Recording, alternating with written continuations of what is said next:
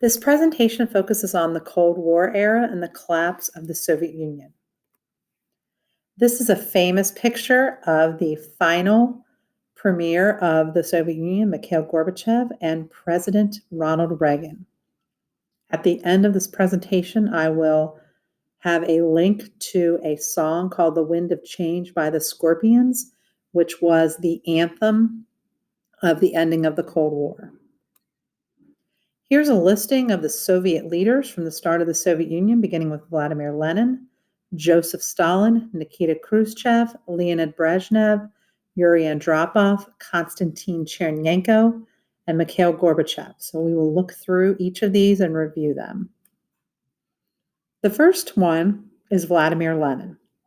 He was known for leading the Russian people out of the control of the last Romanov leader, Nicholas II, and started the Bolshevik Revolution with his slogan of peace, land, and bread. Peace being get Russia out of World War I, land, turn the land over to the people, the peasants and the industrial workers, and bread, feed the people. While Russia was involved in the revolution and then the subsequent civil war, many people were persecuted, tortured, and murdered during the Civil War. A few years into this time period, by 1922, Lenin decided to do a couple of things to consolidate his power. He had the royal family executed. He decided to cut off ties with some Western countries, and he changed the name of Russia to the USSR, the Union of Soviet Socialist Republics. He died in 1924. At that point, Joseph Stalin will become the next leader of the Soviet Union. He was kind of in competition with a man by the name of Leon Trotsky, who eventually fled the Soviet Union and went to Mexico, which Stalin did not like, that he was still alive and a threat. So he sent an assassin to Mexico to kill Trotsky with an ice pick. During the reign of Joseph Stalin, he had a number of 5-year plans in which he collectivized farms where the state controlled all of the farming. He opened up numerous factories for them to build up the military. And then he was in power when the Cold War started and the nuclear arms race. So he is credited for building the Soviet Union up to be a superpower, vying with the United States during the Cold War. This is a picture of Nikita Khrushchev. Khrushchev started off with a de-Stalinization program to try to get rid of a lot of the memories of Stalin, who he felt had been too harsh on the people.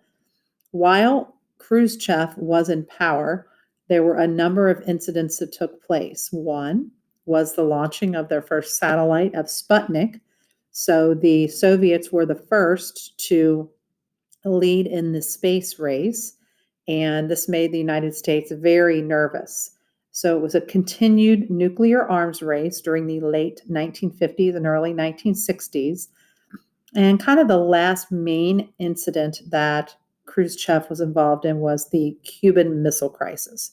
After that debacle, in which it seemed like JFK had won, Khrushchev was out of power within a year and a half after that incident. That brings about the leader, Leonid Brezhnev. Brezhnev was in power in the Soviet Union from the mid-1960s all the way up through 1982. He's most famously known for the Brezhnev Doctrine, which stated that the Soviet Union had the power to go into any satellite communist country to put down rebellions or revolutions that might be a threat to the Soviet Union. When he passed away in 1982, Yuri Andropov took over. He was a former KGB leader. He had put down uprisings in Hungary. He was involved in the invasion of Afghanistan. And Reagan referred to the Soviet Union during the period that Andropov was in power as the evil empire. That's around the time the Soviet Union took on that name and persona.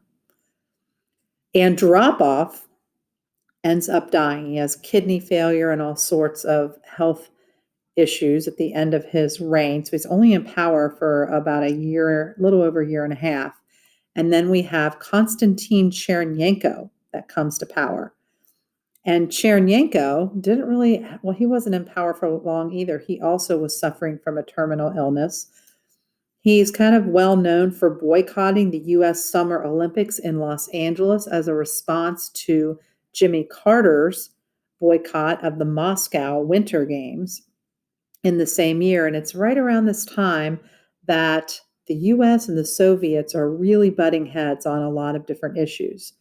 And that's three leaders that had died within a 3.5 year period while President Reagan was in office. And he had made the comment, how am I supposed to get anywhere with Russia if their leaders keep dying on me? And so the next leader after Chernenko is going to be Mikhail Gorbachev. And this is a famous picture of Ronald Reagan delivering that speech to tear down the Berlin Wall and to improve relations between the West and the Soviet Union. And here we are up to Mikhail Gorbachev, the last leader of the Soviet Union.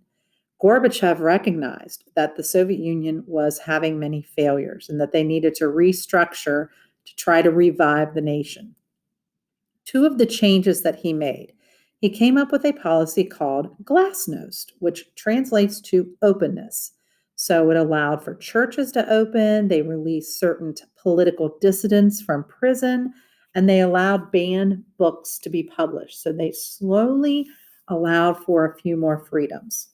He also attempted perestroika, which was economic restructuring. And so he allowed local managers to gain greater control. He encouraged small businesses and allowed them to open.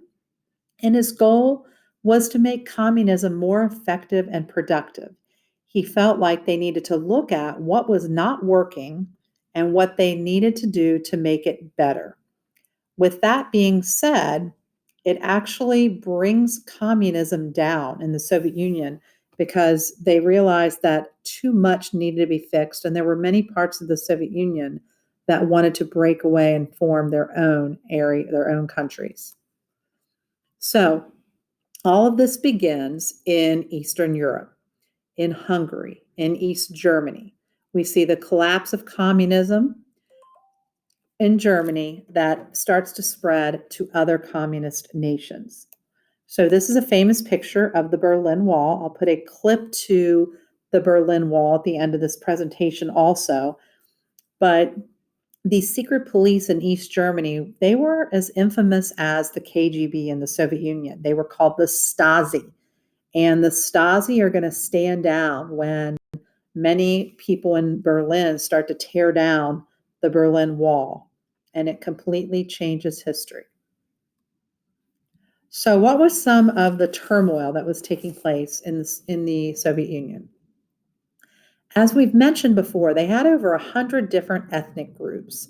And so many of the nationalistic groups wanted their independence. They did not want to stay a part of the Soviet Union. So in 1990, Lithuania was the first to declare independence.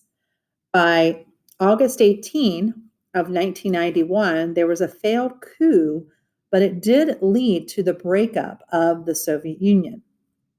By December of that same year, 15 republics declared independence. And so the Commonwealth of Independent States, which was a loose confederation of former Soviet territories, ended up forming.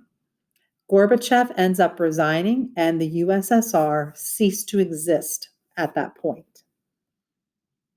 Here's a map of many of those areas that are going to break off and form their own independent nations. And then you'll see that Russia will become a new country. So they're going to attempt what becomes known as shock therapy. We've mentioned this with some of the other communist nations in Eastern Europe. It is an abrupt shift to free market economics. It does lead to a lot of issues, such as massive inflation and forcing thousands out of work. So it creates a lot of unemployment issues. The new leader of Russia was Boris Yeltsin, and he did lower trade barriers, he removed price controls, and he ended subsidies to state owned businesses. So it was a sharp break from communism, and they had to open up the economy and allow for private groups to get involved with industry and farming and all sorts of different areas. So, the USSR between 1992 and 2002, we see a lot of social upheaval because a lot of people are starting to express their freedoms. We see continued economic problems, a lot of homelessness, high rates of domestic violence, and high unemployment. And surprisingly, we see this decline in the standard of living and a decline in average life expectations because of this very abrupt shift from communism, where everything was taken care of for the people, to a more capitalist society where people have to get out there and compete against each other for success.